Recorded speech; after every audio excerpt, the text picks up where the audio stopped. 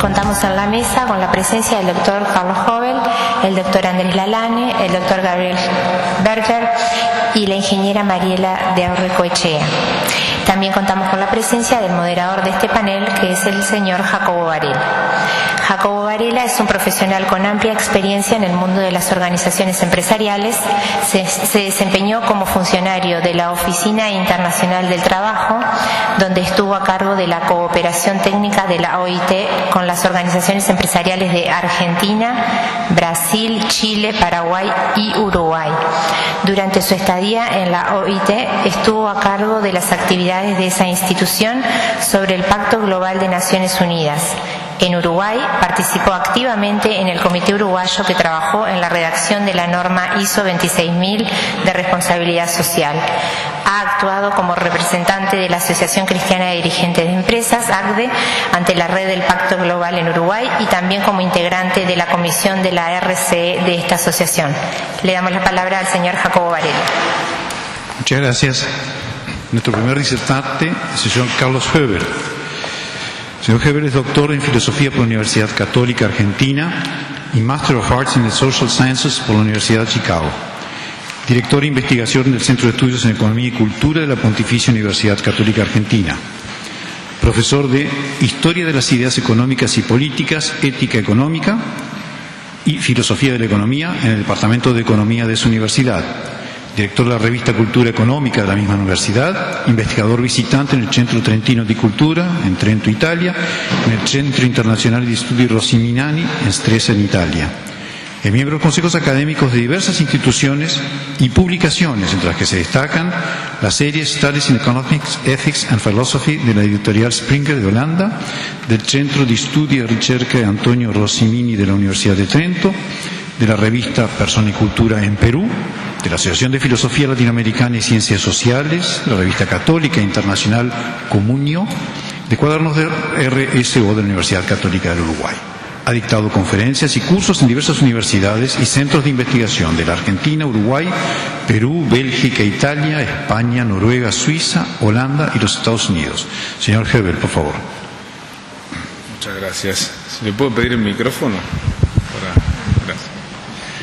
Bueno, a mí me toca hablar sobre la economía del don, y pensando acerca de este tema, realmente creo que resulta muy difícil hablar del don en medio de la catástrofe humanitaria que estamos viviendo en el mundo en estos días, donde por primera vez en la historia quizás estamos presenciando casi en tiempo real un genocidio, donde toda un conjunto de pueblos se está descomponiendo y huyendo, intentando entrar en nuestro sistema de vida occidental de manera trágica.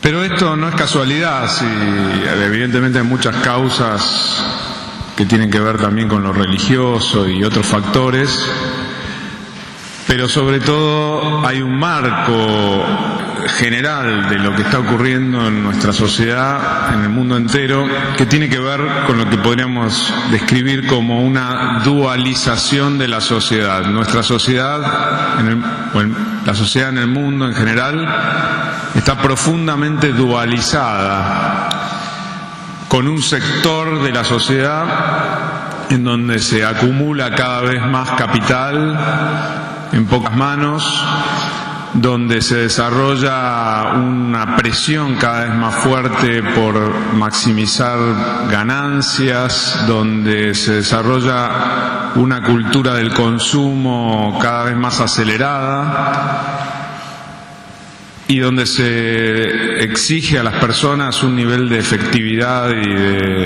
de eficiencia cada vez mayor. Y por el otro lado, una completa falta de capital, desempleo, necesidades insatisfechas, pobreza. Las crisis financieras, políticas ambientales y sociales, esta inmigratoria que estamos teniendo en este momento, son un reflejo de esa dualización profunda de nuestra sociedad y muestran la terrible fragilidad de este esquema. Este esquema de la sociedad dual está al borde de la explosión en todos lados. En las últimas 3 décadas se han intentado básicamente 2 soluciones a este problema tan grave que estamos viviendo. La primera ha sido la del llamado neoliberalismo, cuyos adherentes sostienen que para superar esta dualización social es preciso lograr organizar toda la sociedad por medio de un único mecanismo, que es el mecanismo del mercado.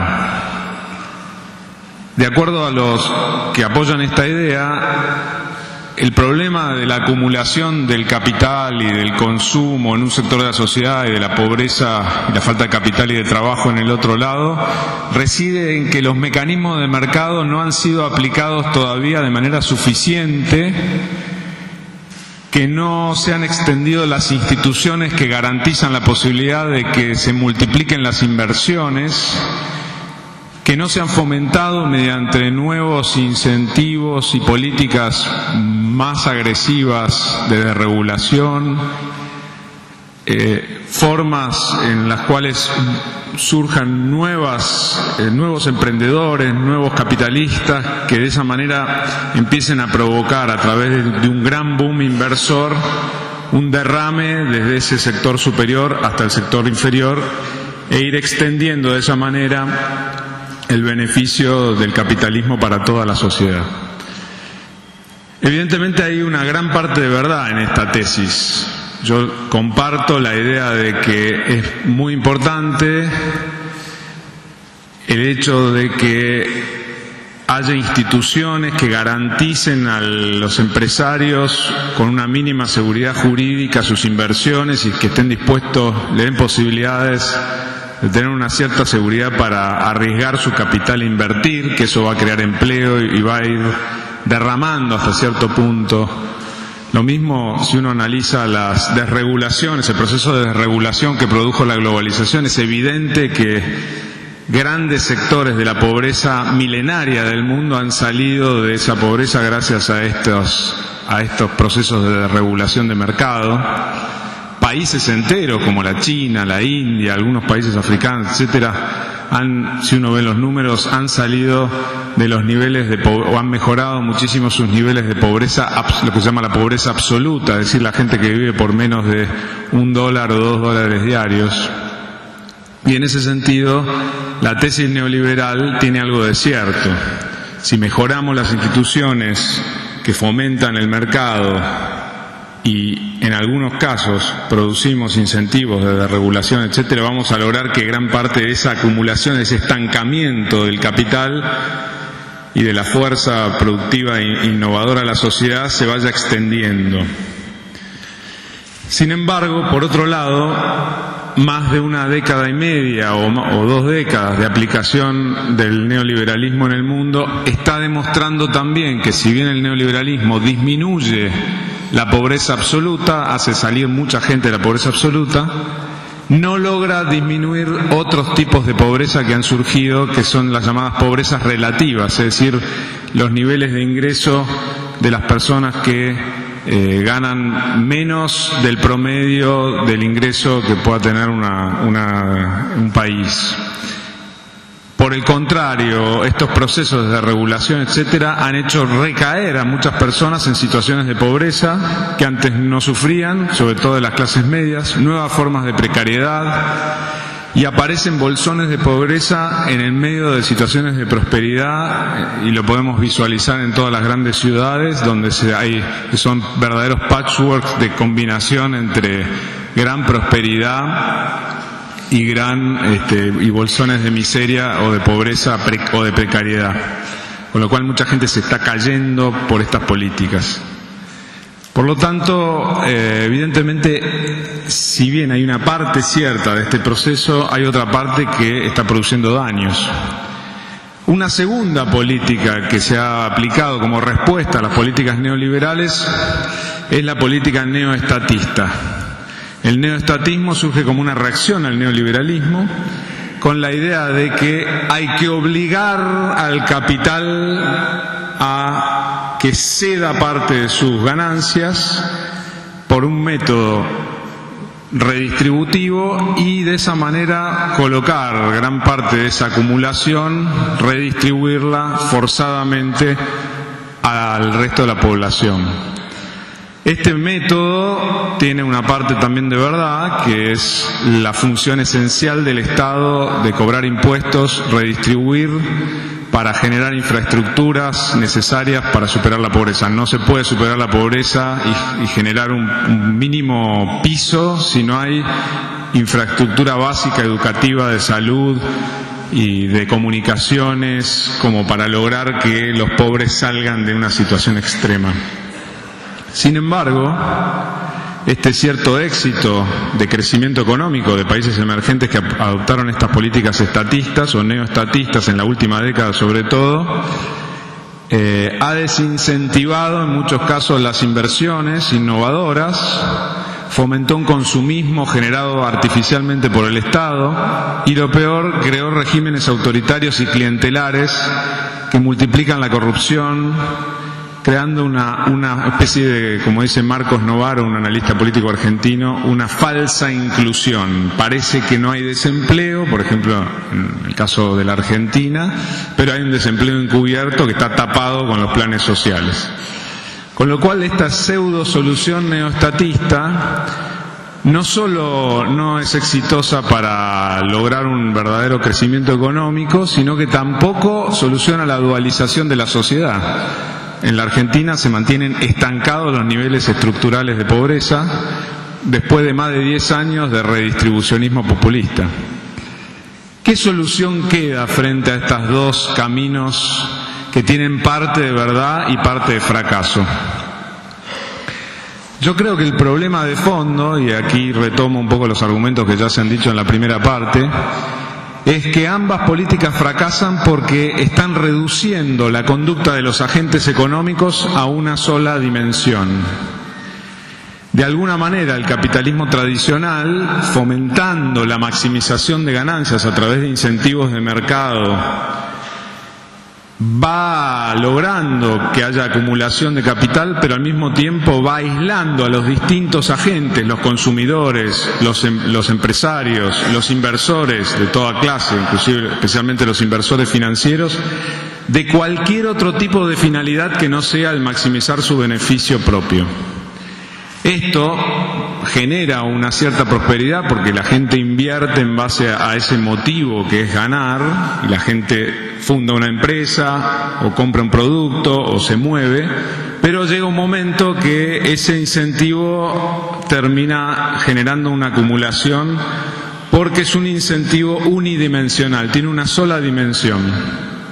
¿En qué consiste entonces la economía del don como una respuesta a este problema de fondo de los otros dos métodos? Porque el método neoestatista también supone que el empresario, el inversor, el consumidor son egoístas, maximizadores, y que hay que apretarlos cobrándoles impuestos para obtenerlo, para poder redistribuir ese dinero acumulado.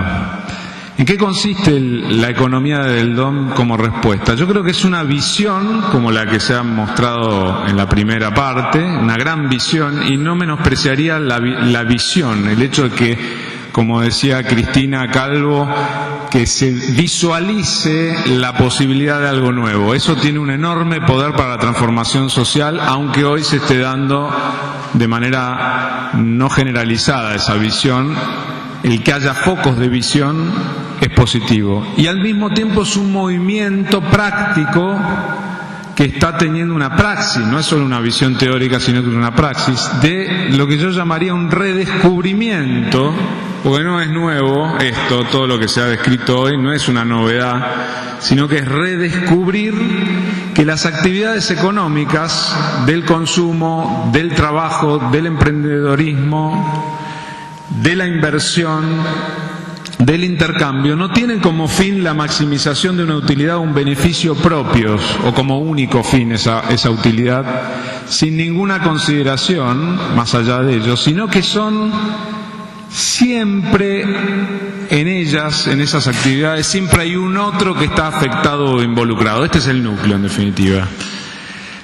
La idea de que nuestras actividades económicas, de consumir, de emprender, de intercambiar o de invertir, en esa actividad estamos obteniendo un beneficio, pero al mismo tiempo estamos relacionándonos directa o indirectamente, porque puede estar muy lejano, un otro o unos otros con los cuales esa actividad económica se está realizando.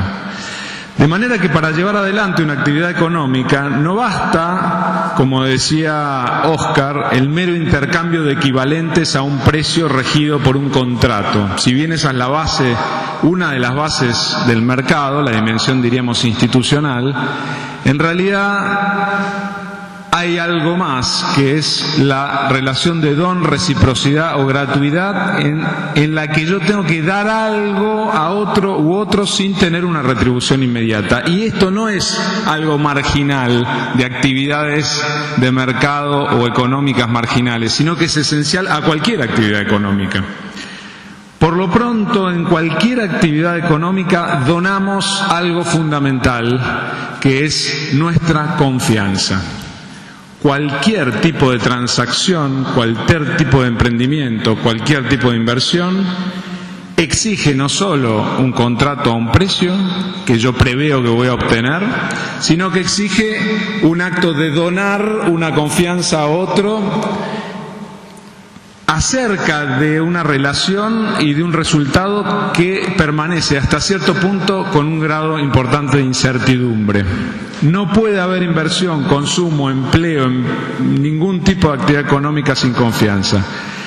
Uno de los problemas que más se enfrenta América Latina, y lo dicen todas las encuestas, es el problema de la falta de confianza. Somos sociedades en donde el otro representa un peligro, representa un riesgo, y de algún modo esa falta de confianza va destruyendo las relaciones económicas o las va haciendo muy limitadas, y por eso de alguna forma ese derrame que hablábamos antes no continúa, porque cuando solo buscamos nuestro beneficio y no estamos dispuestos a dar nada, evidentemente los círculos que tiene que ir formando cada vez más amplios la economía no continúan, sino que se cortan, y todos los mercados y las relaciones económicas quedan chiquitas. En la Argentina, por ejemplo, el efecto de la desconfianza generalizada hace que los inversores inviertan solo al más corto plazo, y la economía se va achicando como en una espiral cada vez más chiquito. Evidentemente hay leyes, hay contratos que uno podría mostrar para garantizar la actividad económica, pero no alcanza, porque si hay una expectativa de que el otro puede no cumplirme, entonces yo me voy retirando y finalmente la economía se destruye. Pero también hay otros dones que damos en las actividades económicas. Dinero, podemos dar más dinero del que podemos llegar a pensar que vamos a obtener. Tiempo, la dedicación, hasta dónde el tiempo, el esfuerzo, las ideas, la creatividad, los compromisos, los sacrificios que conlleva cualquier actividad económica pueden medirse a priori, puede calcularse y colocarse en una ecuación cuánto voy a obtener por cada cosa que yo pongo en esa actividad. Evidentemente voy a hacer una ecuación económica de cuánto dinero tengo que tener para que la actividad continúe y sea lucrativa y sea rentable, como bien decía otro expositor antes.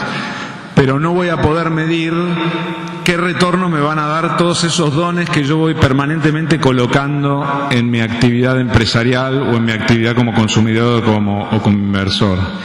¿Y frente a quiénes estoy? ¿Quiénes son mis interlocutores en cualquier actividad económica? Existen muchos interlocutores, desde el inmediato subordinado en una empresa, un empleado, desde el proveedor, desde el consumidor cercano o lejano.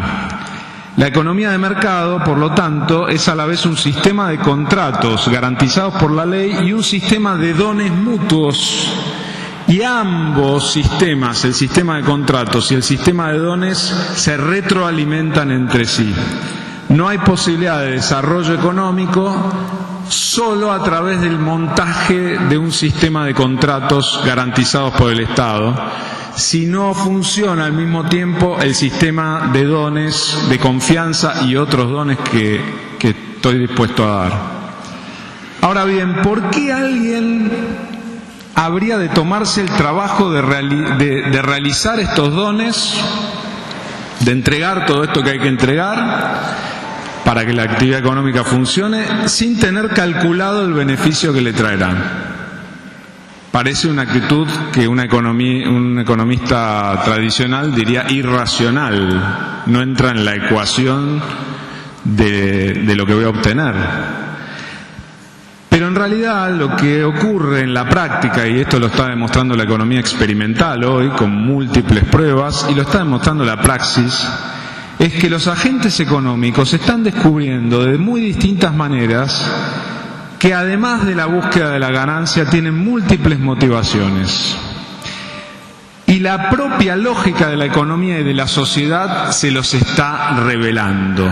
Esto no es un movimiento, el de la economía del don, puramente voluntarista, de gente bien intencionada y especial, sino que es un movimiento que está ocurriendo porque se está resquebrajando el modelo tradicional, no teórico, en la teoría está bastante fuerte todavía, por eso se sostiene también el práctico, sino en la práctica, en donde se concebía a mi actividad o mi acción económica de manera fragmentada de todo el círculo de relaciones que hay detrás.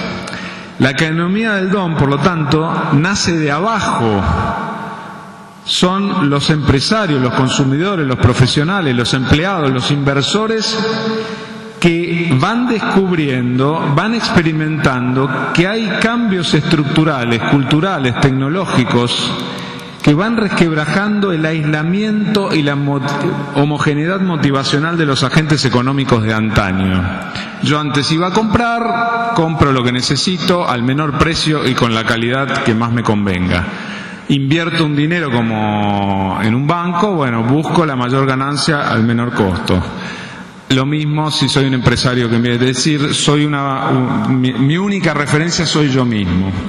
Pero ¿qué pasa cuando empieza a resquebrajarse esta visión? Cuando muchos empresarios, por ejemplo, o ejecutivos, comienzan a rechazar este rol unidimensional de ser puros maximizadores y descubren o reclaman un rol que podríamos llamar polivalente o relacional, en el que se involucran en círculos de reciprocidad cada vez más amplios, que los llevan a horizontes desconocidos. ¿Por qué pueden ocurrir estas rupturas? Por muchas razones. Por ejemplo, personas que experimentan en el mundo del trabajo, como ejecutivos, como empresarios, como empleados, crisis de sentido. Esto que parece muy filosófico, en realidad tiene unas consecuencias espectaculares en la práctica. Un empresario con el que tuve contacto últimamente me contaba que hace 10 años, cuando empezó una empresa que se llama Tom's Shoes, él había salido de la universidad, había estudiado como contador y bueno, como buen, digamos, egresado de una facultad de ciencias económicas, se postuló con su currículum y fue contratado, tuvo suerte y fue contratado por una consultora, por un gran estudio, una gran consultora, una empresa de consultoría. Entró el primer día este muchacho a los 20 y pico de años, ahora tiene 38, una cosa así, a las grandes oficinas de esta consultora y le dijeron: vos te tenés que sentar allá al fondo de la oficina, ¿no? Había más o menos 40 puestos de trabajo y él le tocaba al fondo de todo. Y entró y me contaba, ¿no? Yo entré y empecé a ver los tubos fluorescentes del techo, ¿no? De la oficina, y cómo la ventana que daba al paisaje de afuera se iba achicando cada vez más hasta que la luz natural no llegaba y el box de él quedaba bajo una batería de tubos fluorescentes. Y así arrancó la mañana, ¿no? De repente, al paso de media hora, apareció otra persona y le dice, de un cargo más que él conocía, de un cargo más alto, que ya hacía como 10 años que estaba. Y le dice, bueno, ¿y cómo va lo tuyo? Bien, bueno, trabajando menos, le habrá dicho, porque ya hace 10 años que estás acá, qué sé yo, ya estás arriba. Estoy trabajando 3 veces más de lo que vas a trabajar vos, le dice. ¿Y tu oficina dónde está? No, en el piso de arriba, es igual a esta, pero un poquito más cerca de la ventana. Entonces, ¿y cuándo me va a llegar a tener una oficina con vista? Dice, no, bueno, eso tendrás que esperar unos 30 años hasta que seas socio de la consultora. Entonces al mediodía salió a la plaza a almorzar, se pidió un sándwich, miró el sol y finalmente decidió llamar a la mamá por teléfono. Había teléfono público en ese momento. Llama a la mamá, le dice, mamá, estoy desesperado, mi primer día de trabajo y me siento el ser más infeliz del mundo porque me faltan 30 años para poder ver la luz natural. ¿Qué hago? Y él decía, esa pregunta fue fundamental y yo esperaba que mi mamá me diera un tortazo a través del tubo del teléfono diciendo, andad laburar y dejate de jorobar. Y me dijo, hacé lo que vos creas que tenés que hacer, nosotros te vamos a apoyar. Él largó inmediatamente, fue a la oficina, el primer día de trabajo, fue a la oficina y renunció. Al paso del tiempo, funda TOMS. TOMS surge de una historia. Él tenía un pequeño campo, la familia, y él vendía caballos de polo. No era de una familia rica, pero tenían un campo de la provincia de Buenos Aires. Y de repente viene un visitante polista norteamericano. Se largó a llover y estuvieron sin posibilidad de jugar al polo. Entonces le dice, bueno, quedémonos acá en la casa, caminamos. Y se hicieron muy amigos, que les estoy contando, que se llama Alejo, el argentino, con el norteamericano. Y entonces le dice, ¿no tenés algún calzado que yo me pueda poner? Sí, toma, estos son unas alpargatas. Le entrega las alpargatas y dice, ¿qué es este calzado? ¿No? Entonces ahí empiezan a pensar juntos, dice, no, este calzado es genial, le dice el norteamericano. Nosotros podemos vender esto. Pero bueno, habría que mejorarlo porque no van a usar este calzado tan así. Y al mismo tiempo había una prima de él ahí en el campo, todos bajo la lluvia, protegiéndose en la casa. Y la prima estaba ayudando un famoso comedor que hay en Buenos Aires de Margarita Barrientos. Y contando que los chicos no tenían calzado. Entonces ahí ellos diseñan un modelo que lo diseñaron esa tarde, que se llama One for One. Una alpargata que producimos, una alpargata que donamos.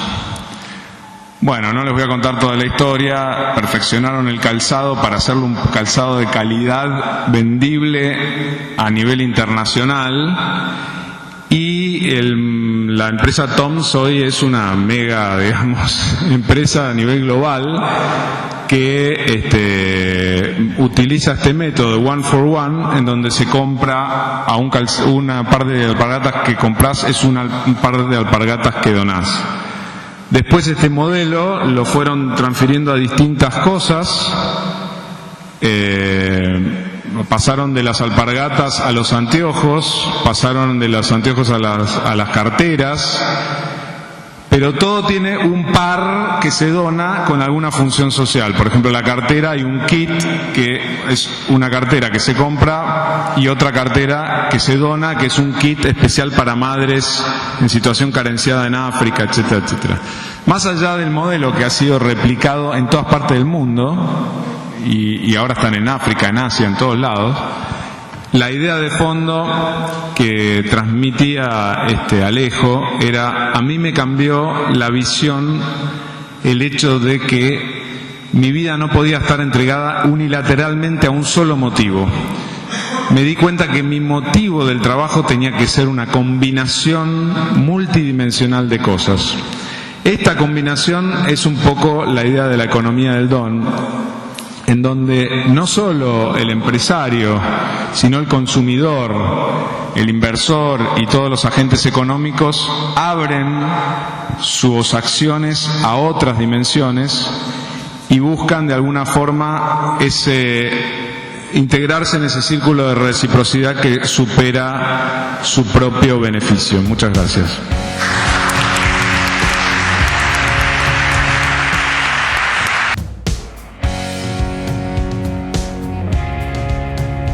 A continuación, vamos a escuchar a Andrés Lalane, hablando de nuevas empresas hacia una economía humana. Les voy a pedir si son tan amables de cambiar de asiento. Ahí está, gracias. Andrés Lalane es ingeniero químico y doctor en química por la Universidad de la República de Uruguay, donde elaboró una tesis, se recibió con una tesis sobre innovación. Es el rector del Instituto Universitario CLAE, el Centro Latinoamericano de Economía Humana de Uruguay, presidente de la Junta Directiva del programa Emprecrea de apoyo a jóvenes emprendedores, y también mentor de Endeavor Uruguay e integrante del primer club de inversores ángeles de este país. Entre 1995 y 1998 fue presidente del Consejo Nacional de Innovación, Ciencia y Tecnología, CONICIT. Es coordinador de la Red de Economía Humana en América Latina y miembro del Comité Internacional de Orientación de la Red Internacional de Economía Humana desde 2010. Integra el comité editorial de cuadernos de RSO. Señor Lalane, por favor. Bien. Bueno, buenos días. En primer lugar, muchas gracias por la invitación. Es un honor estar en este lugar y en este tema trabajando junto con los amigos que ustedes van a ver que no van a encontrar muchas contradicciones entre lo que decimos, afortunadamente. Eso no quiere decir que nos hayamos puesto de acuerdo, sino que estamos trabajando por el bien común, ¿verdad? Yo voy a hablar sobre este tema de... No sé, esto es como... sobre este tema de nuevas empresas, ¿no? Y relacionarlo con un poco lo que es el origen del CLAE, que es la economía humana. Pero me fui más atrás y fui a este señor Joseph Priestley, un clérigo en Inglaterra hace más de 200 años, que era amigo de Benjamin Franklin, de Jefferson, de Adams, tan amigo que al final se tuvo que dejar Inglaterra y exiliarse en Estados Unidos, y que es el descubridor del oxígeno. Pero más que el oxígeno, que obviamente es vital para nosotros, ellos desarrollaron una serie de ideas en contra de su tiempo, como resistiendo y criticando lo que había, que hoy día son esenciales para nosotros. La libertad de pensamiento político, científico y religioso. Ellos inclusive mezclaban, de alguna forma no los consideraban esferas separadas, sino de alguna forma muy relacionadas. La libre circulación de las ideas.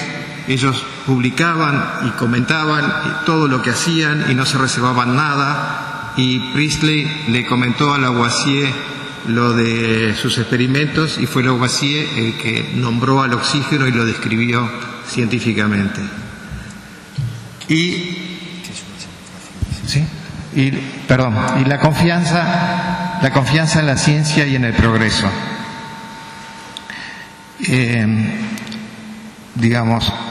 Esto para dar un marco a cómo hay ciertas cosas que son de la evolución de la humanidad que nos van trayendo hacia estos tiempos en los cuales tenemos tantas paradojas, como dijo muy bien Carlos, tantas contradicciones, pero al mismo tiempo tantas oportunidades. Mi presentación va a tratar básicamente de 4 cosas: presentar las ideas fuerzas de una economía humana, por qué necesitamos nuevas empresas, qué es un nuevo estilo de relaciones, de los que le voy a hablar, y experiencias en Uruguay.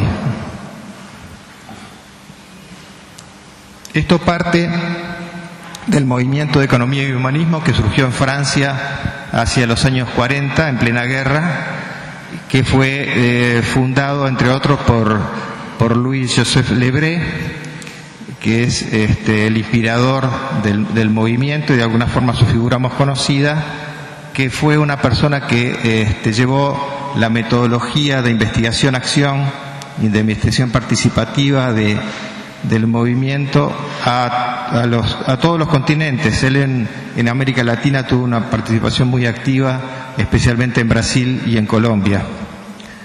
Y fue inspirador movimiento de la Populorum Progressio, con su lema del desarrollo como nuevo nombre de la paz. ¿Cuáles son, según un reciente artículo, las ideas fuerzas de una economía humana? En primer lugar, se preocuparon por definir cuáles son las necesidades básicas, las necesidades de supervivencia y las necesidades superiores del hombre. Después desarrollaron una concepción del desarrollo equilibrada entre distintas regiones, entre distintas partes.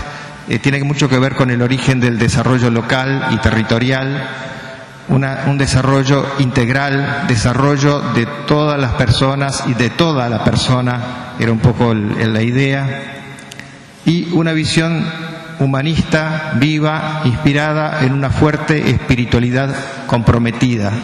Digamos, era un movimiento militante en favor del desarrollo. En su propia definición del movimiento, la economía humana es una disciplina, a su vez conocimiento y acción, del pasaje para una población determinada y para las subpoblaciones que la constituyen, de una fase menos humana a una fase más humana, al ritmo más rápido posible, al menor costo posible, teniendo en cuenta la solidaridad entre las subpoblaciones y entre las poblaciones. El desarrollo es precisamente el conjunto de estos pasajes. Hoy día estamos de alguna forma revisitando todos estos conceptos y en un esfuerzo colectivo en la red de economía humana buscando cuáles son los elementos esenciales. Uno es privilegiar el ser al tener, y tiene que ver con el don, precisamente. El acceso al conocimiento, la cultura y la información. Hacer que todos, a través de su trabajo, tengan los recursos para vivir con dignidad. En los impuestos como una necesidad de la solidaridad dentro de la sociedad. La administración de los bienes comunes en interés de todos. Las empresas con responsabilidad social, que es un poco lo que yo voy a tomar ahora. El consumo responsable. Un sistema financiero al servicio de la economía real. La seguridad social para garantizar salud a todos y una vida digna a los ancianos y los discapacitados, y una organización política democrática para controlar colectivamente la economía. Estos son, digamos, como elementos esenciales de lo que consideramos una economía humana, que es mucho más que economía. En realidad es la construcción de una sociedad más humana. Con respecto a las empresas, la economía humana no excluye ningún tipo de empresa, digamos, siempre y cuando cumple con sus obligaciones legales. Pero el tipo de estructura que mejor refleja los principios de la economía humana es la empresa de la economía social, por 3 razones. Porque no tienen como objetivo principal los beneficios, sino la producción de bienes o servicios útiles a la comunidad, porque las ganancias son reinvertidas a ampliar y mejorar sus actividades, y porque los trabajadores participan en la gestión y en el reparto de los beneficios.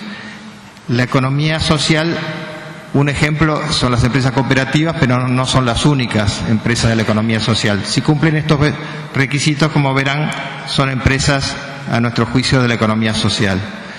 Nosotros tenemos muchas preocupaciones hoy, ya hemos hablado de eso, y evidentemente todas las preocupaciones del mundo son muy relevantes y muy preocupantes.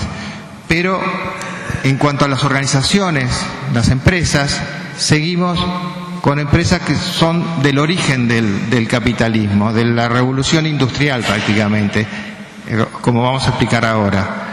Y las empresas, que son las que producen en la sociedad los bienes y servicios que necesitamos, de alguna forma son un reflejo de la sociedad, y la sociedad también es un reflejo de sus empresas.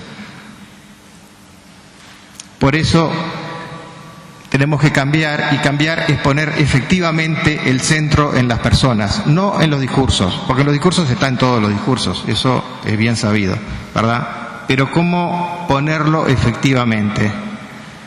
En primer lugar, abandonando la organización piramidal. La organización piramidal en las empresas, jerárquica, digamos, vertical, eso viene de los ejércitos y tiene su razón de ser. Hoy día cada vez tiene menos razón de ser en una organización empresarial moderna. Pasar a una ética del cuidado, como dice Bernardo Toro, como tomó con mucha fuerza el Papa Francisco.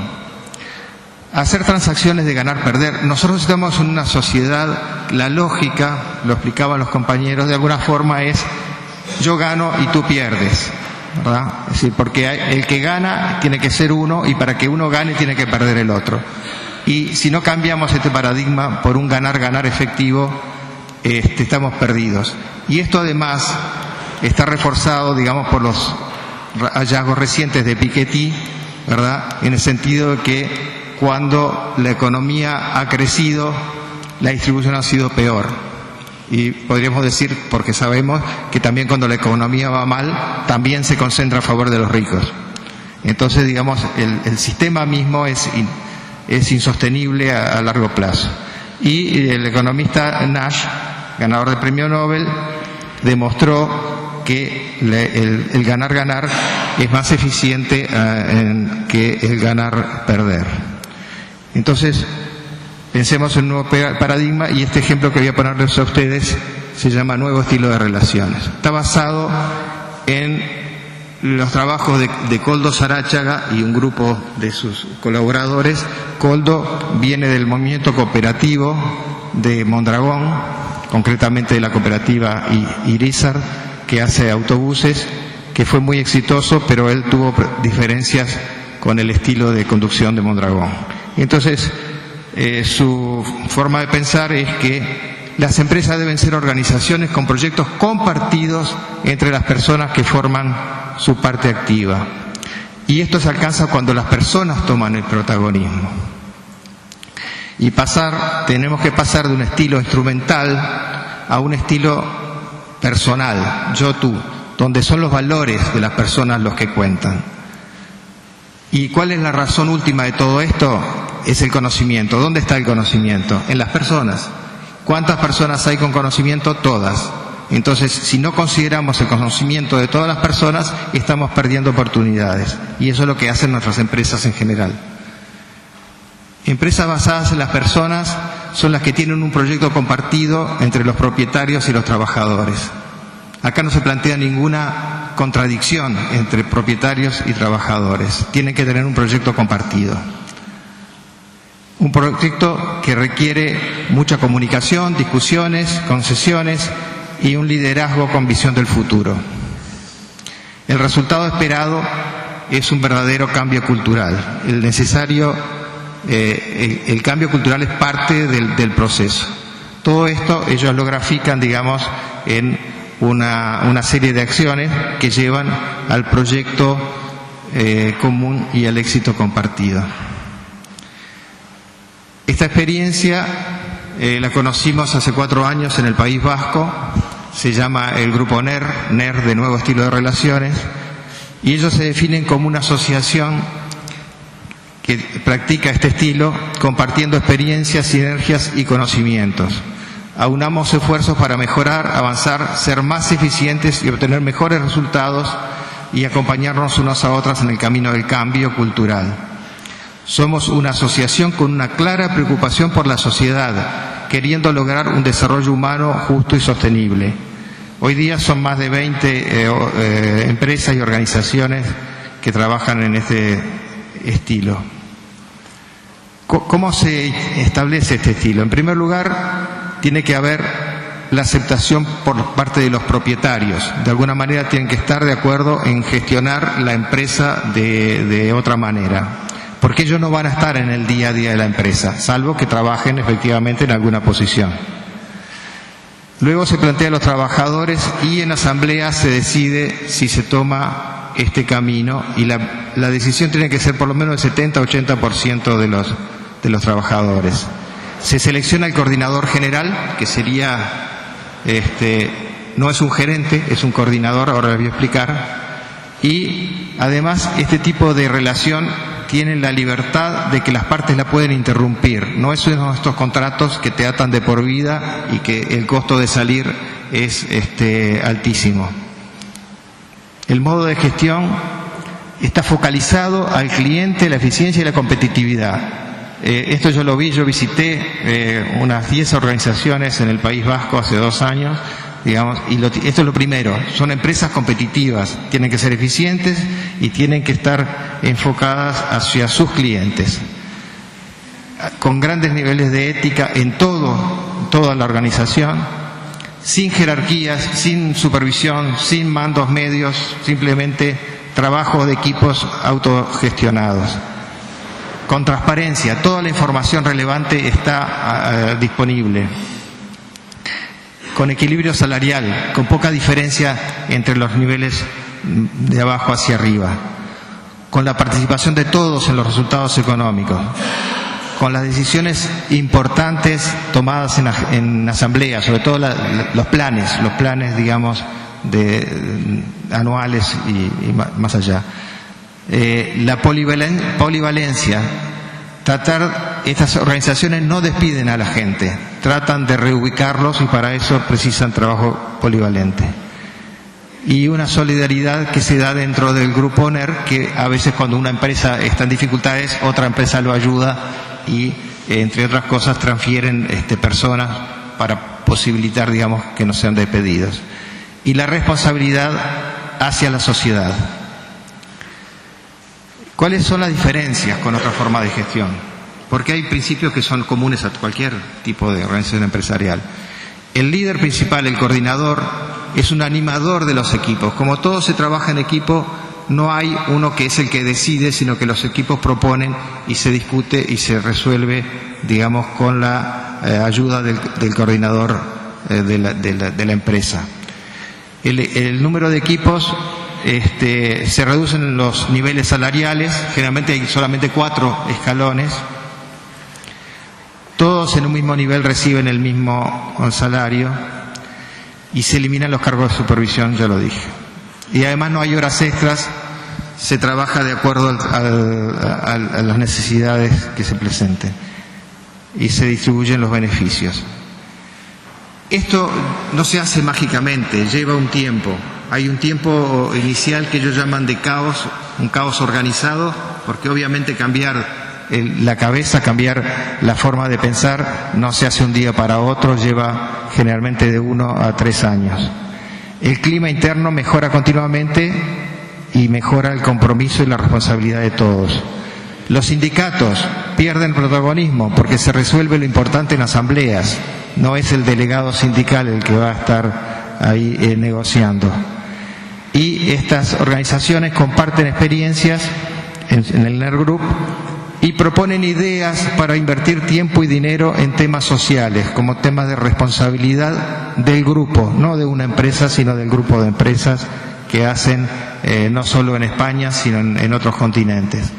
Este es un poco un esquema que yo construí de cómo veo el círculo virtuoso, digamos, que alimenta esta forma de trabajar, la transparencia y esta libertad que genera, aumenta la confianza. Hoy hablamos de confianza, la confianza es el elemento central en cualquier relación humana.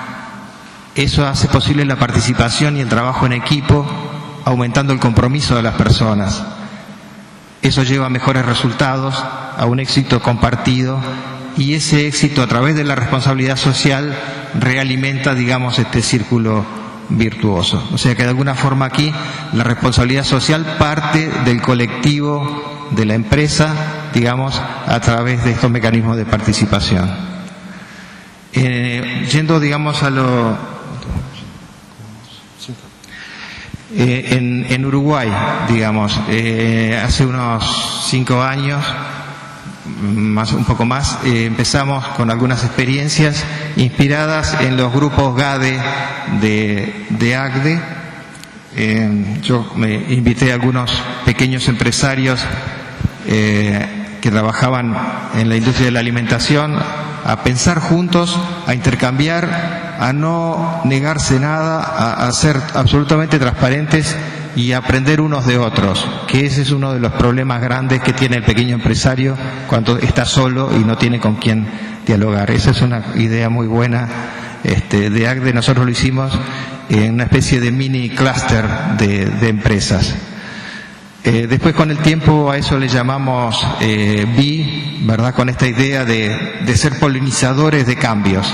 Digamos, es una idea que queremos mucho, el tema de que este polen, estas cosas, estas semillitas, se puedan ir transportando en el ecosistema empresarial y específicamente en la pequeña empresa. Y acá les voy a hablar de dos de estas empresas, Villa Lima y Verde Agua, que están presentes aquí, así que también de repente después pueden tener la posibilidad de conversar con ellos.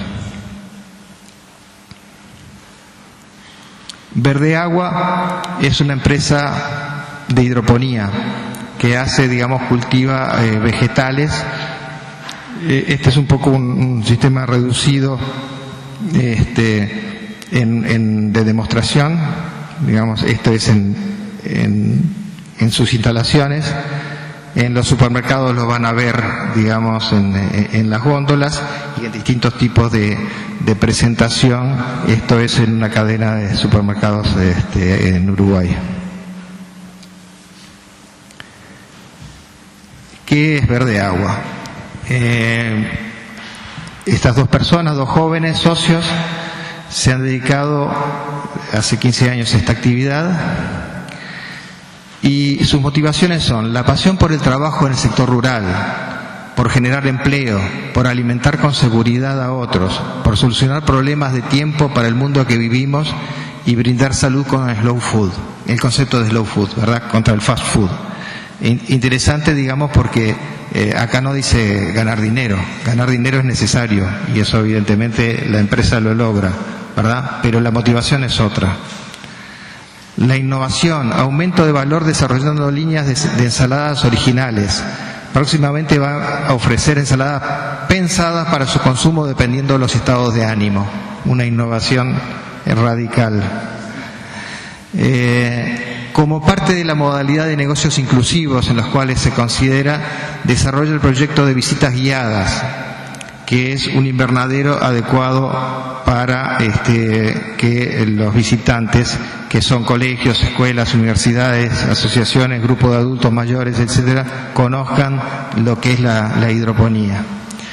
Y el trasfondo de esta visita es que se lleven un mensaje de que existen varios caminos para llegar a un resultado y que salirse de la caja es muchas veces el camino de un emprendedor. Aquí está una foto reciente de este grupo de gente que están en Melilla, me olvidé de decirlo, en el Montevideo rural, que esperemos que lo puedan visitar. Aquí están en una actividad de capacitación. Aquí está el tema de las visitas guiadas. ¿Cómo trabajan? Ellos necesitan saber quiénes trabajan, cuál es su historia, su perfil, sus necesidades, para basarse en una confianza recíproca genuina. No hay reloj, no hay control de horarios, es una base de confianza. Y tampoco para ingresar a trabajar en la empresa se necesita un currículum, ni educación formal, ni edad adecuada, sino voluntad. Es un trabajo sencillo, pero no es rutinario. tienen un reglamento interno basado en las necesidades de las personas. 90% son mujeres, madres, jefes de familia, muchas veces el principal sustento del hogar. Y se ponen de acuerdo en las licencias entre todos. Menciono algunas de las características porque sería muy difícil poder hablar de todas las cosas que han pensado y instaurado como sistema de trabajo. Y además un sistema de trabajo permanente y no safral, que cuando baja la actividad se utiliza para capacitar al personal. Y además hay otras actividades de apoyo emocional a través de una especialista y también una persona que organiza la alimentación especial para las personas que trabajan expuestas al clima. Y la transparencia de que hablábamos, ¿no? Cualquier empleado es libre de acceder a la facturación y a los gastos, saber los estados contables y vincularse con los números, cómo van las cosas. Y por algunas características, esta es una empresa que está siendo analizada como una posible empresa B en Uruguay. El otro caso es el de Villa Lima. Villa Lima es otra empresa de nuestro grupo que desarrolló un proyecto muy desafiante dentro de una concepción que ellos llamaron de Villa Lima moderna, que era pasar a la incorporación creciente de tecnología y de nuevas actividades, al mismo tiempo de hacer una transformación interna de las personas. Esto que ustedes ven acá es el cuarto de pensar de la empresa. Por diversas razones, este proyecto tuvo su éxito y también sus limitaciones. Algunas personas han salido de las que están aquí, digamos, pero el nuevo equipo está trabajando en una forma muy alineada con los principios del nuevo estilo de relaciones, y que ahora les voy a explicar. ¿Qué era Villa Lima? ¿Qué es? Originalmente una fábrica de vinagre y aderezos, la marca Gamberoni, ustedes la conocen. Después se convirtió en conociendo cada vez más de los procesos y de los productos, en un exportador de la tecnología para fábricas de vinagre. Esto permitió conocer las empresas de la región y conocer otras tecnologías relacionadas. Y finalmente ha desarrollado un proyecto que, para que ustedes vean, digamos, un poco lo que puede hacer una empresa creativa y con mucho pienso, ¿verdad? El proyecto de las unidades productivas inteligentes. Este proyecto lo voy a describir rápidamente. El sol es nuestra fuente de energía. Eso se puede almacenar en forma de azúcar, así como existe la petroquímica, existe la sucroquímica, digamos, y es, sí, cómo no. El azúcar se puede transformar en alcohol, luego en ácido láctico, luego en poliláctico, que es el origen de una parte de los bioplásticos. Entonces podemos tener, digamos, toda una cantidad de derivados a partir de un cultivo como puede ser el sorgo azucarero. Al mismo tiempo se producen energía eléctrica y alimentos en estas unidades, ¿verdad? Y mediante agricultura ecológica y usando semillas locales no modificadas genéticamente, con control biológico de plagas, con hongos antagónicos, con bioestimulantes vegetales a partir de stevia y el biofertilizante foliar. Todos estos son desarrollos propios que lo han hecho en una escala que permite ahora su reproducción. Pero además las UPI son unidades de innovación abierta pensadas para regenerar ecosistemas, el ecosistema social humano, fundamentalmente, el ambiental, el bioindustrial, en comunidades autogestionadas. Esto es un conocimiento que la empresa pone a disposición de la sociedad para que se desarrolle en comunidades que sean capaces de tomar este desafío, ¿verdad? Y bueno, el sistema de organización es autoorganizado y colaborativo y está basado en una metodología de tejer redes, que es interesante conocer también, que tiene que ver, digamos, un poco con el centro en las personas y en las emociones, ¿verdad? En este momento los cambios que están propuestos, que algunos ya han sido instrumentados, básicamente el cambio principal es no una dirección unipersonal y jerárquica, sino el trabajo en equipo. Y esto tiene varias dimensiones: la dimensión económica, que hablábamos de la transparencia; la organizacional, el trabajo en equipos y la planificación colectiva; la dimensión cultural, los valores, el enfoque social, acciones lúdicas; la dimensión de la creatividad e innovación, el cuestionamiento permanente, no competir, compartir; y en la dimensión territorial, la comunidad de clientes y proveedores invirtiendo en proyectos medioambientales, sociales y económicos para la comunidad, y tiempo para la familia. Creo que con esto les doy un pequeño panorama de algo que es muy desafiante, muy complejo y que obviamente va a requerir de tiempo. Gracias.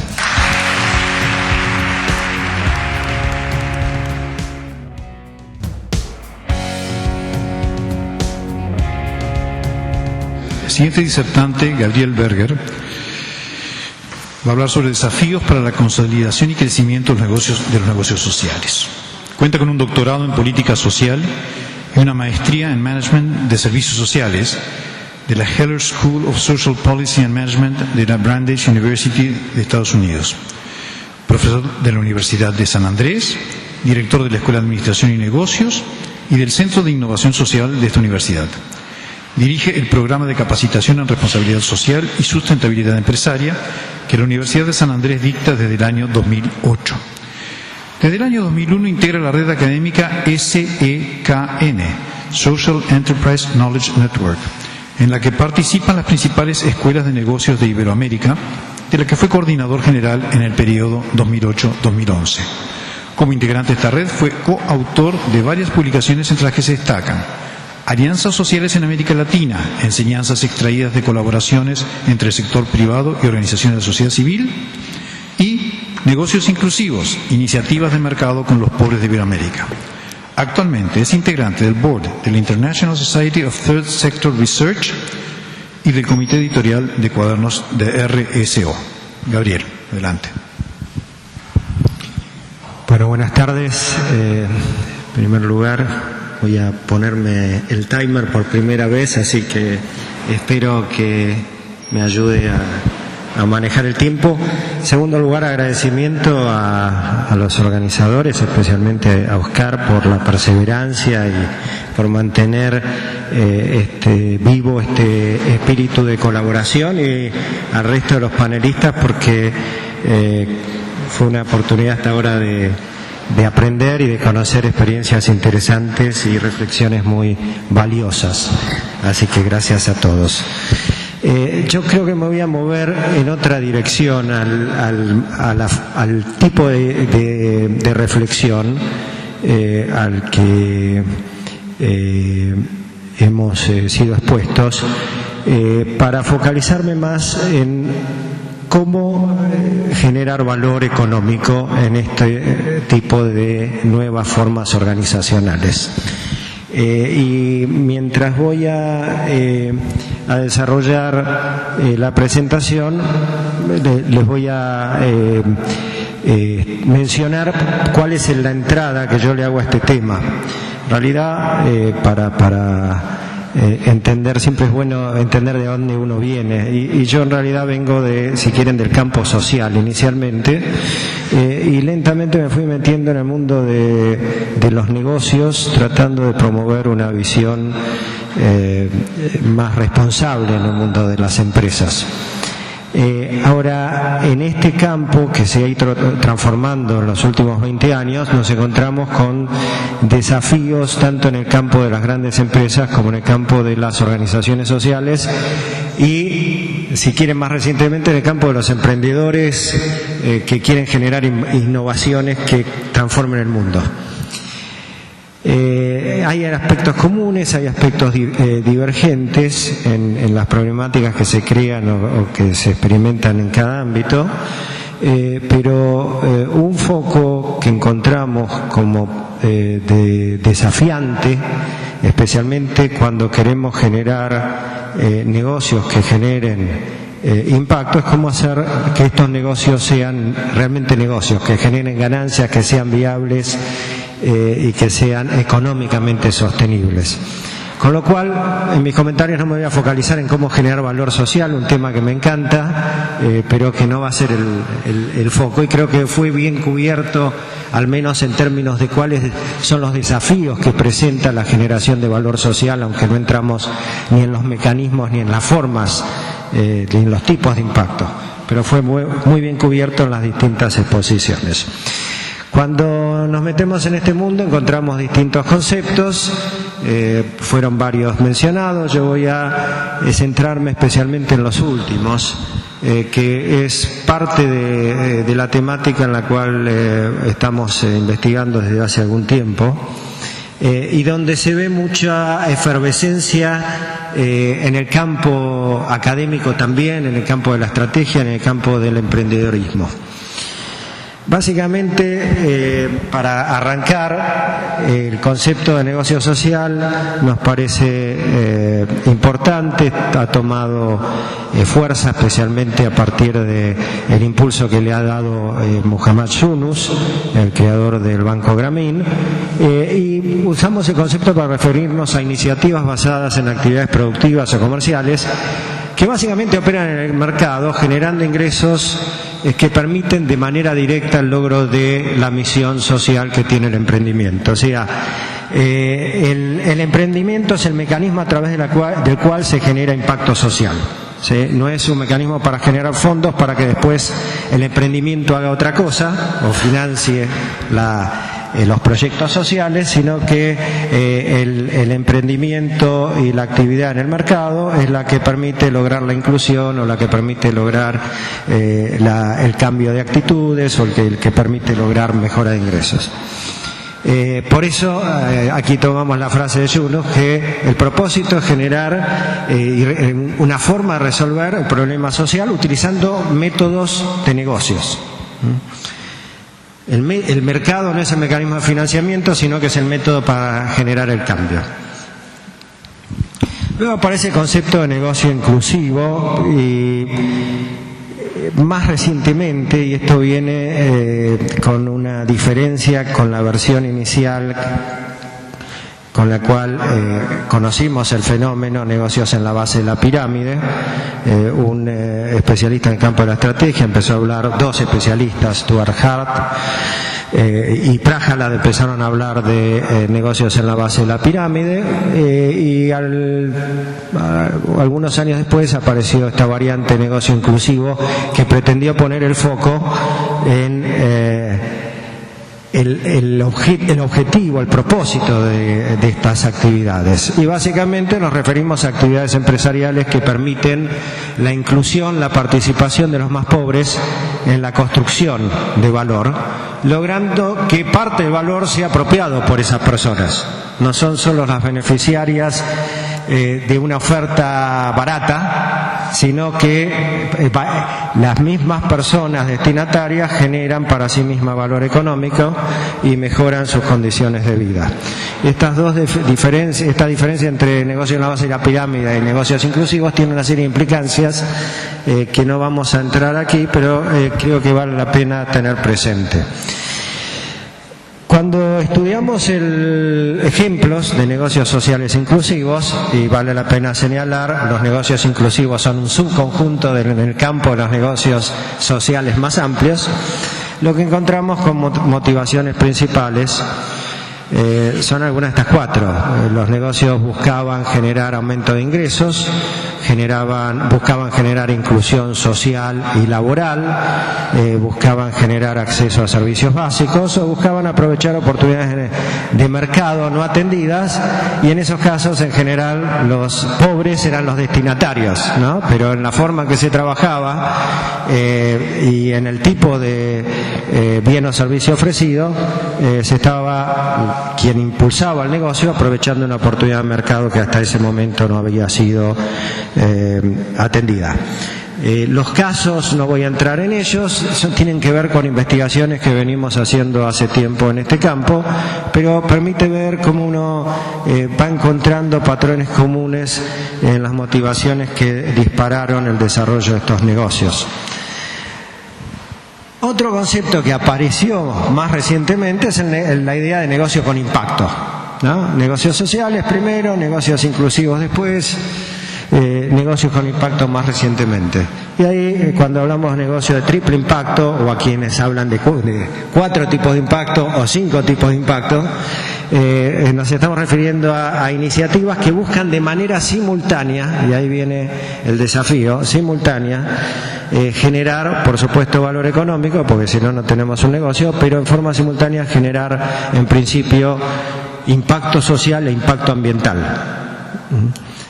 Cuando hablamos, nos referimos en general al campo de los negocios inclusivos, lo ambiental no recibe como foco, no recibe foco y no se busca explícitamente.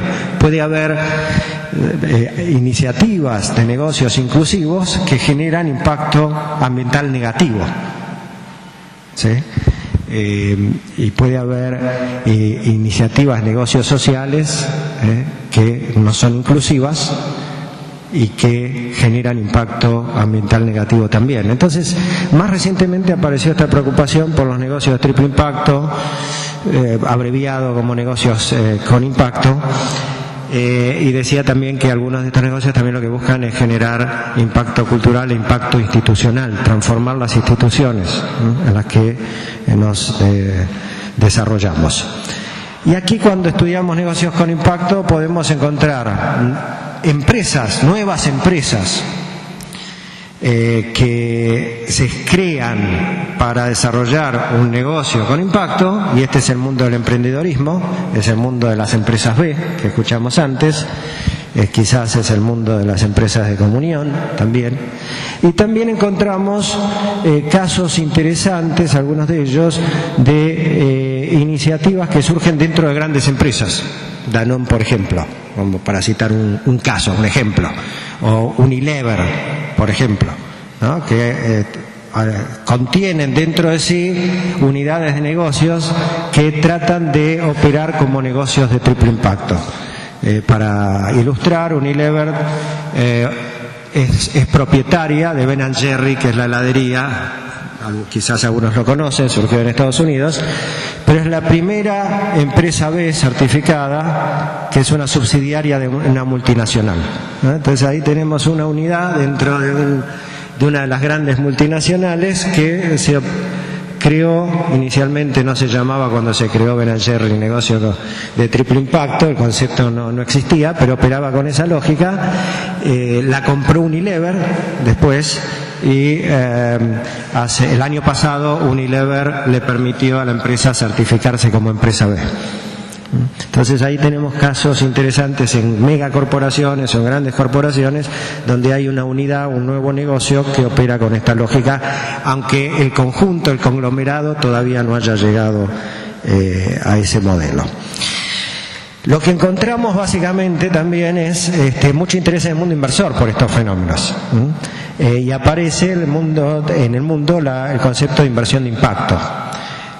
Inversión de impacto, grandes capitales que están orientados a apoyar el desarrollo de negocios en este campo. Y esto surge, por ejemplo, de un informe de hace un par de años del JP Morgan, que tiene una línea de negocios para financiar negocios de impacto. Y esto lo menciono para que veamos que este fenómeno está siendo reconocido por los mercados de capitales, por los fondos de inversión, por las instituciones de cooperación internacional y por las instituciones financieras como área de interés, donde aparecen sectores especialmente propicios para el desarrollo de negocios inclusivos o de negocios de impacto. Y en la investigación hace años que empieza a haber reconocimiento de oportunidades para estos negocios y de modelos de negocios específicos, donde se pueden desarrollar este tipo de empresas y emprendimientos. Temas de microdistribución y comercialización, como al grano, que nos presentaron en el primer panel, microfranchising, créditos, microcréditos. Toda la industria de microfinanzas está, explotando en el mundo en términos de crecimiento. Los principales bancos empiezan a meterse en este mundo también. oportunidades y modelos específicos adecuados para facilitar el acceso a servicios básicos en la última milla, digamos, de donde está la infraestructura a la casa y a las unidades, a las viviendas de los sectores bajos ingresos, modelos para generar titulación, título de propiedad, que vale el comentario cuando se piensa en el mundo hoy sobre cómo eliminar la pobreza. Una de las ideas centrales es cómo generamos patrimonio, capital, ¿no? Y si no hay titulación es difícil movilizar financiamiento, entonces hay que pensar en modelos que ayuden a que la gente de bajos ingresos pueda tener el título de propiedad sobre bienes. Vivienda inclusiva o el desarrollo de las plataformas tecnológicas que permiten reducir costos y generar acceso donde no hay infraestructura, ¿no? Todas estas situaciones permiten el desarrollo de modelos de negocios específicos, ¿no? Cuando hablamos de modelos de negocios nos referimos a las formas a través de las cuales un emprendimiento genera valor, y en general valor económico, que es lo más difícil, ¿no? Voy a saltear algunas ideas, pero un par de conceptos claves que se van a empezar a repetir, porque las distintas líneas de investigación y desarrollo conceptual empiezan a confluir. Cuando se analizan los modelos de negocios, algunos aspectos claves tienen que ver que si queremos entender cómo generar negocios que sean sustentables económicamente, tenemos que entender cómo los sectores de bajos ingresos construyen y reconocen valor, ¿no? Y esto, como entender cómo alguien de bajos ingresos construye valor y qué es lo que valora, tiene una serie de implicancias en relación a los métodos de investigación del mercado que uno utiliza, a entender los patrones de organización social en el sector de bajos ingresos, y esto impacta en el modelo de negocios. Para poder conocer esto hay que involucrarse.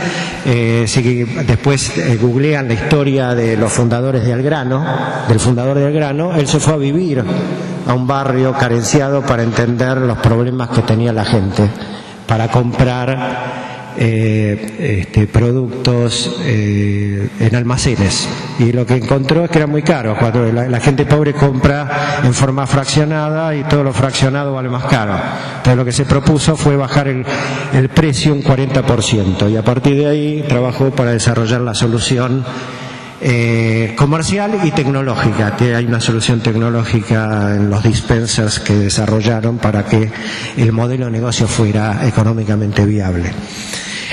Esto implica otro modelo, digamos, de desarrollo. Algunos modelos, para que sean viables económicamente, hay que pensarlos para toda la pirámide socioeconómica, esto también hay que reconocerlo, y para desarrollar estos modelos a veces hay que usar estratégicamente la movilización de fondos públicos y de cooperación. El mercado solo puede ser insuficiente, especialmente en las etapas iniciales. Ahora, yendo a qué se viene investigando, lo que se viene investigando es cuáles son los drivers, los impulsores de generación de valor económico en este mundo de los negocios inclusivos, y ahora voy a pasar al mundo de los negocios sustentables, que es algo más reciente. Y sin entrar en los casos, en algunos ejemplos, cuando los sectores bajos ingresos son los consumidores, el driver, el impulsor de crear valor económico pasa por encontrar formas de generar lealtad del consumidor. Si yo logro que sea consumidor de algo, a partir de eso puedo generar otras ofertas atractivas que le resuelvan problemas a los sectores bajos ingresos. Entonces el tema es cómo construyo esa relación de lealtad. En otros casos, para que el negocio sea viable, hay que pensar cómo ampliar y desarrollar mercados donde no existen, y a veces hay que pensar en cómo generar ahorros en costos operativos para que a una empresa o a una iniciativa le resulte rentable, económicamente rentable, trabajar en resolver problemas de sectores bajos recursos. Aquellos que han sido exitosos lograron, y el modelo tiene que ver con cómo lograron hacer esto, ¿no? Ese es el desafío. En otros casos donde el negocio involucra a los sectores de bajos ingresos como proveedores, el impulsor de creación de valor económico pasa por lograr una prima de precio, un precio, si quieren, más alto, a partir de lo que la ventaja que trae incluir a sectores de bajos ingresos en la cadena. Y esto se ve básicamente si ustedes van a comprar café orgánico desarrollado sustentablemente, es más caro. ¿Y por qué es más caro? Porque hay todo un proceso organizativo y de redistribución del valor económico detrás, pero hay un mercado dispuesto a pagar por esto una prima de precio. En otros casos, trabajando, involucrando a comunidades de bajos recursos, uno logra aumentar el margen de comercialización cuando desarrolla el emprendimiento, porque elimina básicamente intermediarios, ¿no? En el negocio digamos, genera modelos en donde hay menos eslabones entre el productor y el mercado y el consumidor final. De nuevo, esto es parte de lo que han logrado pensar e implementar negocios inclusivos exitosos. El otro concepto que aparece más recientemente y no hace demasiado es la idea de negocios sustentables, que tienen que ver con este concepto también de negocios de triple impacto. En el mundo de la estrategia corporativa, hoy el concepto que se utiliza es el de modelos de negocios sustentables, ¿no? Y lo que se está empezando a estudiar ahora es cómo hacen estos negocios sustentables de triple impacto para generar valor económico, porque cuando uno quiere lograr las tres cosas al mismo tiempo empiezan las restricciones, no es fácil, ¿no? Solo dos conceptos básicos que se empieza a ver en estos negocios sustentables es que el negocio está construido a partir de la integración de los distintos stakeholders. En el primer panel vimos, cuando presentaron los modelos de negocios de empresas B, había un caso que es uno de los ejemplares que viene de nuestra región, el de Guayaquil. Guayaquil es una empresa que se creó en Argentina, en el norte de la Argentina, que produce mate, yerba mate, lo convirtió en un producto, una bebida energizante, se vende principalmente en Estados Unidos. Guayaquil es una marca, en Argentina no existe, acá me está avisando que tengo que terminar. Y es el modelo, es un caso emblemático, es un modelo muy interesante porque logró integrar a los distintos stakeholders en la producción de la yerba mate para generar un modelo sustentable y económicamente exitoso, con penetración en los mercados avanzados desarrollados. Bien, para ir cerrando y focalizarme brevemente en los retos, que es lo que nos interesaba en el título de la presentación. ¿Qué retos tienen estos negocios, si quieren, en este mundo que nos interesa, de los negocios sociales o de los negocios inclusivos o de los negocios, si quieren, sustentables? Y lo que nosotros encontramos en el estudio de muchos casos en la región, no solo en Argentina, sino en Iberoamérica, es que el reto pasa en muchos casos por encontrar el modelo de negocio adecuado, que permita de manera económicamente sustentable cumplir con el fin social, con el fin inclusivo o con el triple fin. El segundo reto tiene que ver con cómo generar escala y competitividad en estos negocios, ¿no? El tercero, cómo construir alianzas efectivas, y el cuarto, cómo construir liderazgo con perfil innovador y emprendedor. Y voy a mencionar, quizás en forma desordenada, algunos aspectos. El primer aspecto tiene que ver con la escala, ¿no? El tema de la escala es clave para cualquiera que quiera pensar en negocios, porque es muy difícil generar negocios rentables si no se genera la escala adecuada. Y cuando uno piensa en expandir el volumen, en aumentar la facturación y el tamaño del mercado cubierto, ahí aparecen muchas veces limitaciones, ¿no?, en los emprendedores y en las empresas que buscan hacer esto. A veces uno puede pensar en cómo trabajar con modelos de escalamiento directo o indirecto. A veces el éxito pasa por no hacer crecer la empresa, sino lograr que mi modelo sea adoptado por otros.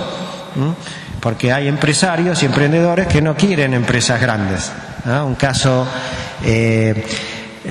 muy mencionado como ejemplar es un español, La Falleda. Es una empresa que produce yogur orgánico, cuyos trabajadores, lo digo para despertarnos hasta ahora, son locos, son enfermos mentales. El fundador, Cristóbal Colón, otro aspecto, se llama Cristóbal Colón, el fundador. Él se refiere a los locos, y los locos dicen que son locos que trabajan 8 horas. O sea, no lo digo en sentido peyorativo. Si ven videos del emprendimiento y del emprendedor y de la gente que trabaja, usan este lenguaje. Pero ellos decidieron que no querían crecer. Tienen 100 empleados locos y no quieren tener 300 empleados locos. Y entonces lo que decidieron hacer es sistematizar el modelo y ayudar a otros emprendedores a que repliquen el modelo. Todo esto, ahí tenemos una forma de ser exitosos ayudando a escalar mediante un modelo de escalamiento indirecto. Lo menciono para tenerlo presente. El otro gran desafío tiene que ver con el liderazgo, y ahí necesitamos liderazgo innovador y emprendedor, lo cual requiere desarrollar astucia, habilidad, capacidad para operar en los mercados competitivos y desarrollar el sentido de oportunidad para moverse en este tipo de contexto. Y para aquellos que vienen del mundo social, desarrollar la valorización del mercado. No puede gustar, pero si queremos ser económicamente viables, tenemos que valorizarlo y entender su lógica. Tercer aspecto, que tiene que ver con uno de los puntos que mencioné en relación a los retos, pasa por encontrar el modelo de negocio adecuado. Y la mayoría de los emprendimientos que nosotros hemos estudiado pasaron por fases de cambio de modelo de negocio, reformulación.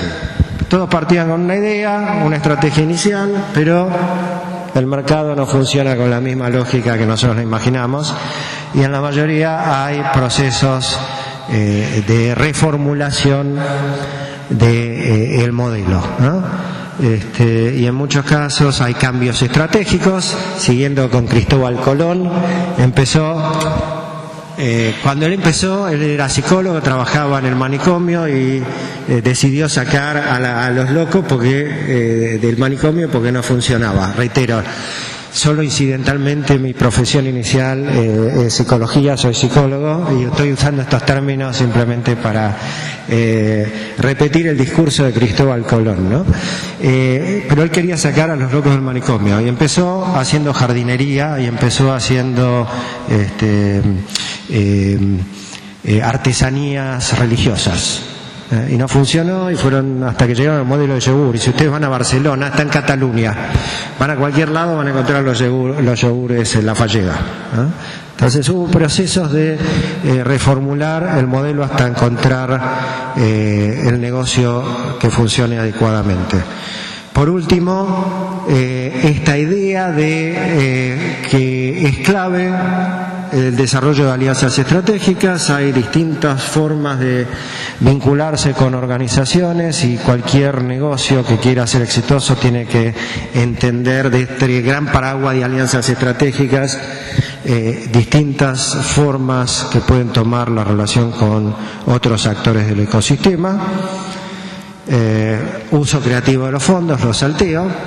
Y finalmente, digamos, a modo de conclusión, ¿cuáles son los factores críticos para la creación de creación de valor económico en negocios sociales? Y lo hago extensivo a los negocios inclusivos y a los negocios sustentables o de impacto. Primero, que quien desarrolla el negocio tiene que entender las dos lógicas, ¿no? Sí, la lógica económica y la lógica social. Obviamente uno las quiere articular, pero tiene que entender que operan con patrones distintos. Y entonces, conceptualmente, analíticamente y estratégicamente hay que hacer el ejercicio de pensarlo diferente. Segundo, hay que desarrollar la disciplina que implica operar en un mercado y desarrollar management profesional.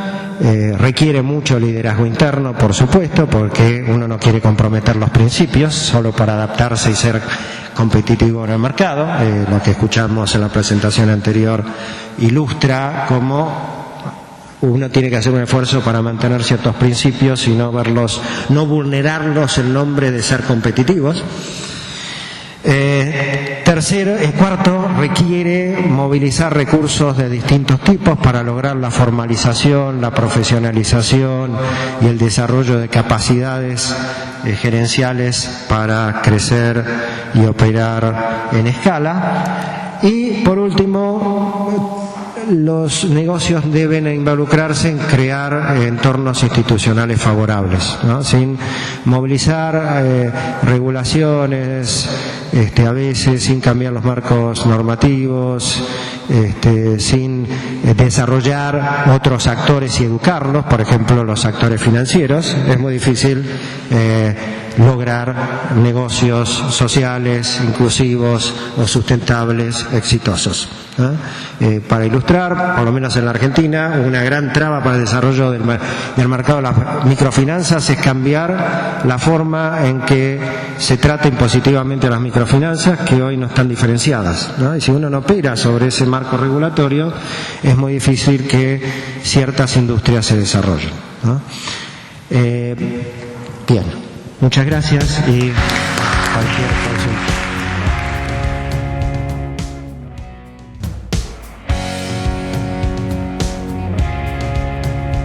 Finalmente, escucharemos a Mariela de Aurrecoechea hablando sobre los nuevos desafíos de negocios frente al cambio generacional.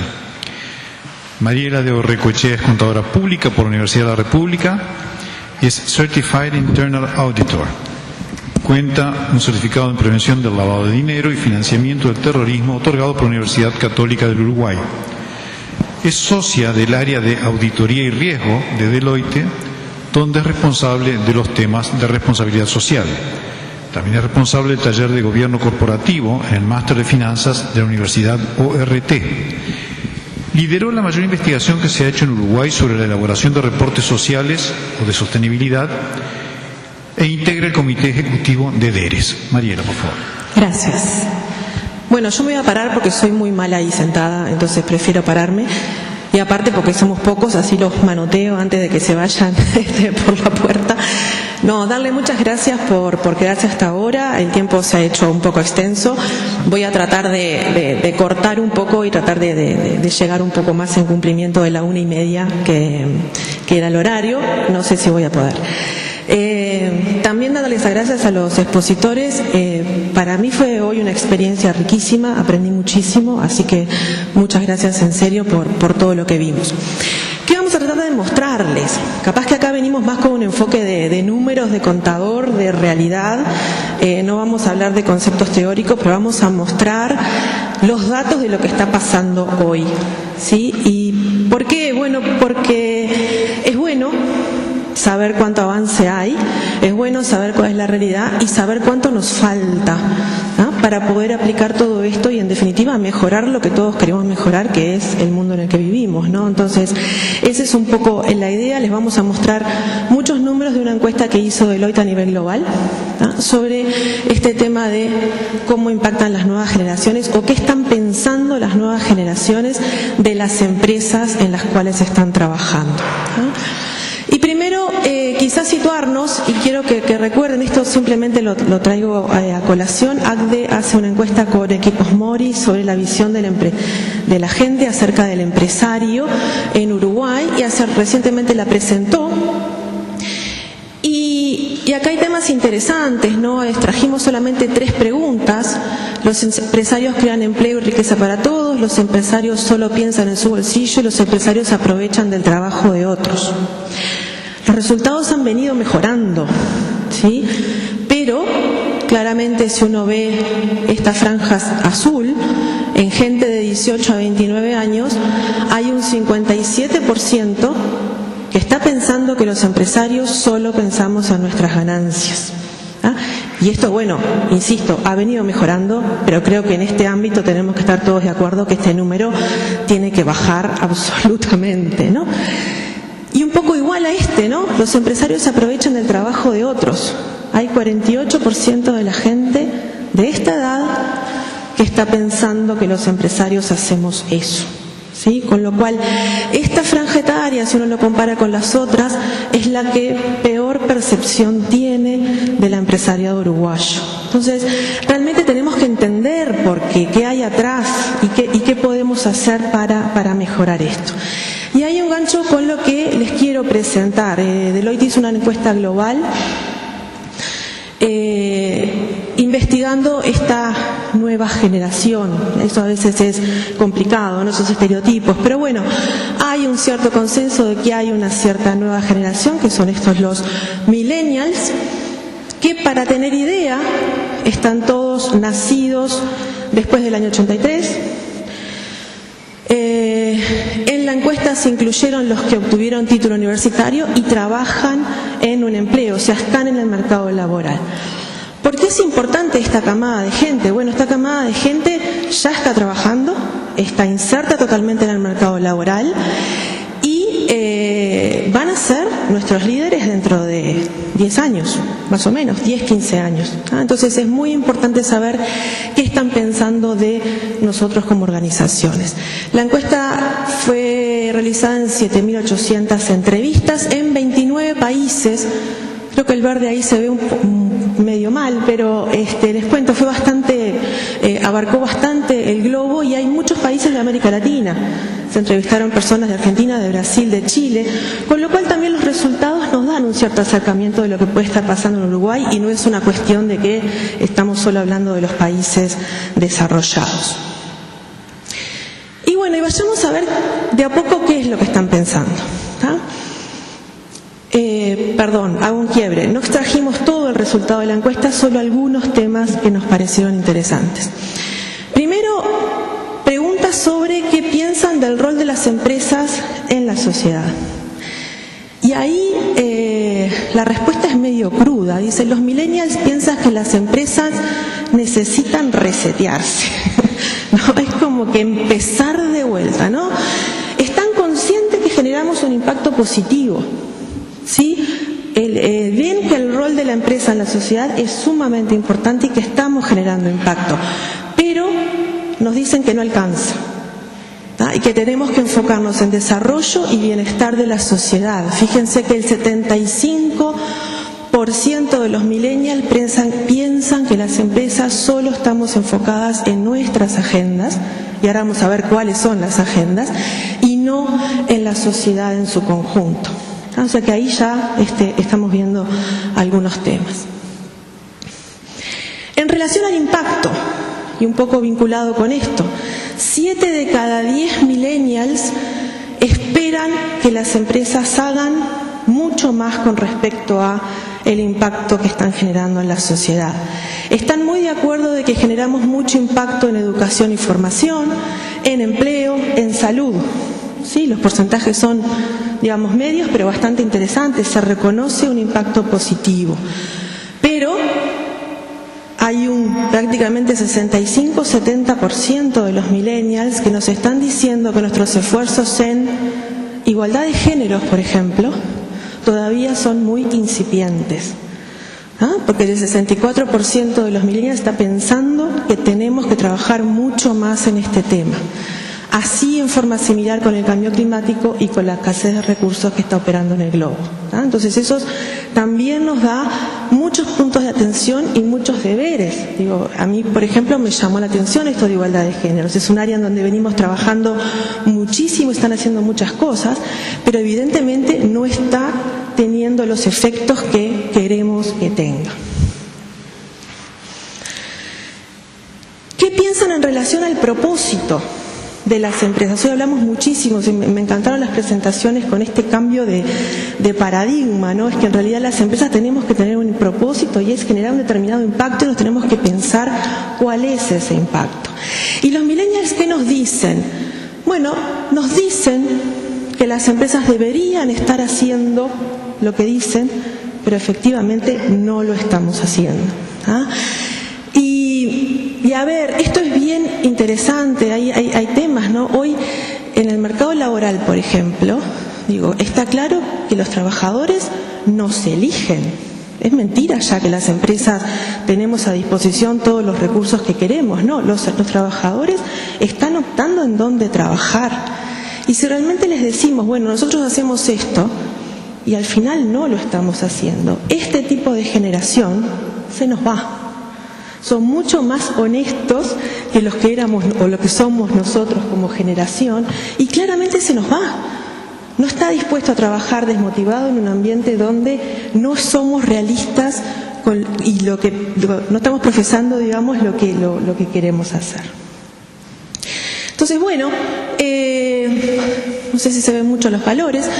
Hay como una disonancia, ¿no? Por ejemplo, fíjense acá, los millennials piensan que estamos generando ganancias, ¿no? En 44%, pero el 34% es lo que dicen, bueno, deberíamos bajar el nivel de generación de ganancias y empezarnos a dedicar a otras cosas.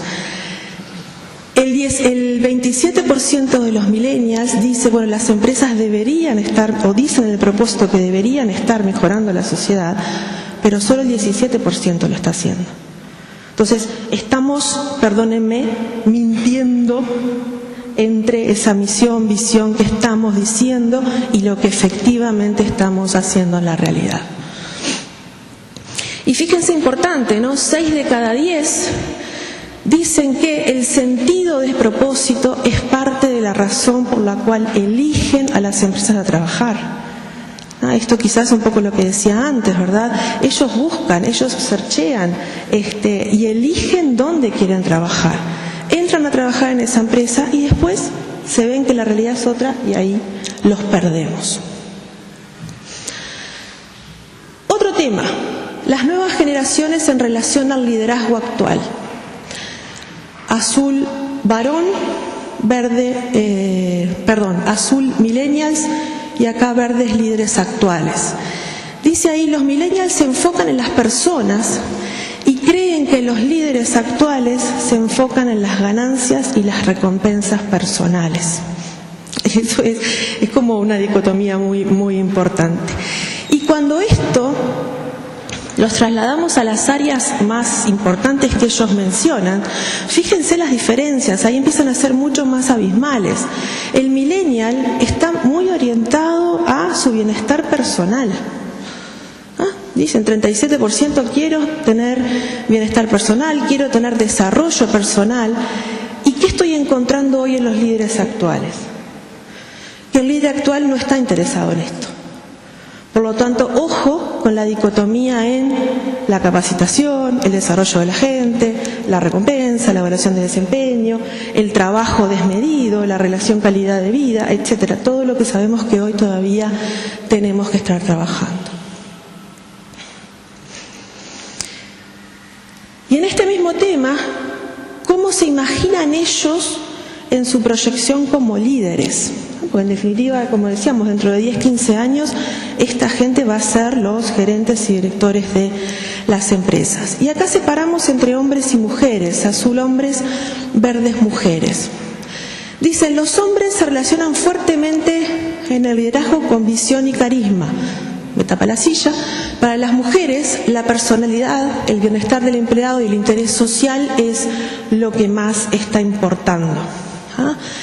Y ahí les preguntamos, bueno, pero ¿y cómo se imaginan que van a poder ser líderes? ¿Sí?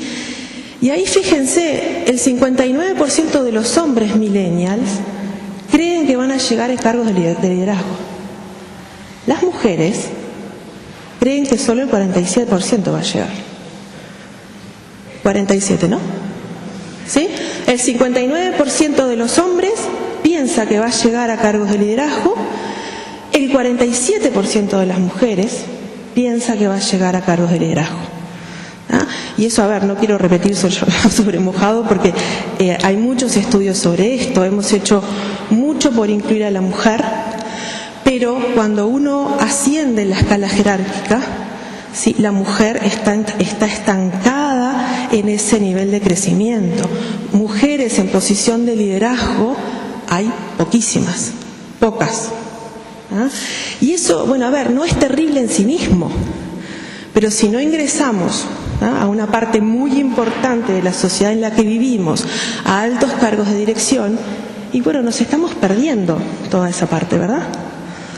Y ojo que acá ya en el tema millennials hay como una actitud medio tremendista. Es como que ellos mismos están diciendo, no voy a llegar. ¿Sí? Y otra segunda pregunta que también nos preocupó, y es un dato, digamos. Los hombres millennials, un 27% dice que carecen de... que sus habilidades de liderazgo son fuertes. O sea que tenemos un 73% de millennials, hombres que piensan que sus competencias de liderazgo no existen o son débiles. Y ese porcentaje es mayor en las mujeres. ¿Ah? Esto puede tener que ver con un tema de edad, ¿sí? Porque todavía no estamos desarrollando o capacitándolos a esa edad específica. Pero ojo si esto es realmente un sentimiento, porque estas personas, vuelvo a repetir, son los gerentes y directivos del mañana. Entonces, tenemos 10, 15 años para trabajar fuertemente en revertir esa situación. ¿Y quiénes son responsables de revertir esta situación? Claramente las empresas, porque esta gente ya ha estudiado en los regímenes no formales de educación, hará algunos cursos, etcétera, pero los que estamos creando esta capacidad de liderazgo somos las empresas. Y otro tema interesante, esta gente también es cliente, ¿verdad? ¿Sí? Está trabajando, tiene o percibe remuneración, por lo tanto compra directamente los bienes que las empresas proveen. Con lo cual, ¿qué piensan en su rol de consumidor? Dice, 9 de cada 10 millennials dijeron que quieren saber más de los esfuerzos en temas de RSE y sustentabilidad de las empresas. ¿Ah? Y ahí fíjense los números, 66% dijeron que la transparencia de una empresa es muy importante para ellos a la hora de la compra.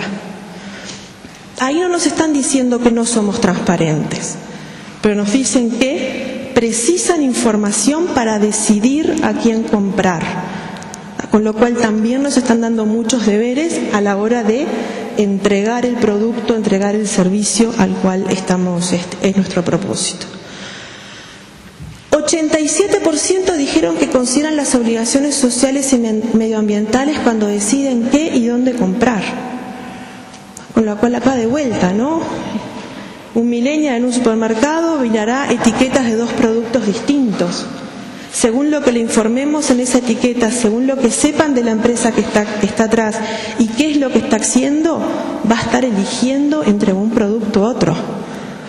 Y quizás con menos incidencia del precio de ese producto, pero sí en estas otras cosas más cualitativas.